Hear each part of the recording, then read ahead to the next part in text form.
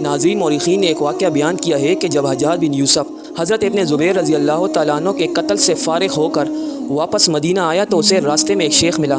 چونکہ حجاج کے چہرے پر نقاب تھا اس لیے اس نے حجاج کو نہیں پہچانا۔ حجاج نے اس سے مدینہ منورہ کا حال احوال دریافت کیا۔ شیخ نے کہا کہ بہت برا حال ہے، رسول اکرم صلی اللہ علیہ وآلہ وسلم کے چاہنے والے قتل کر دیے گئے۔ حجاج نے پوچھا کہ ان کو کس نے قتل کیا ہے؟ شیخ نے جواب دیا کہ ایک فاجر و فاسق و لعین شخص جس کا نام حجاج بن یوسف ہے، خدا اس کو ہلاک کرے اور سب لعنت بھیجنے والے اس پر لعنت بھیجے۔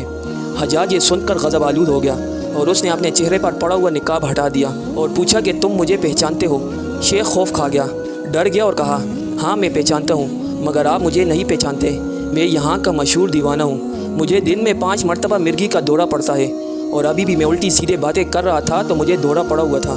ناظرین، ہو شخص جس سے بات کرتے ہوئے جسم پر ریشہ طاری ہو جاتا تھا، اور ہو کہ جس کے عطاب سے بچنے کے لیے لوگ مصنوعی دیوانے بن جایا کرتے تھے۔ آج جب اس کے جسم سے جان نکل گئی تو اندیشہ پیدا ہونے لگے کہ کہیں لوگ شدت غیظ و غضب سے اس کی لاش ہی کو نہ جلا ڈالے۔ وہ اقتدار، ہو ہیبت، ہو دبدبہ، سب کچھ جاتا رہا۔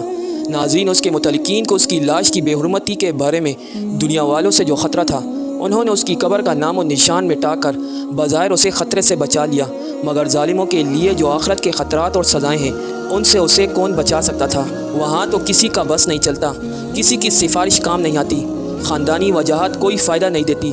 ناظرین، یہ سب حجاج بن یوسف کا معاملہ نہیں، بلکہ ہر ظالم کے ساتھ آخرت میں یہی ہوگا۔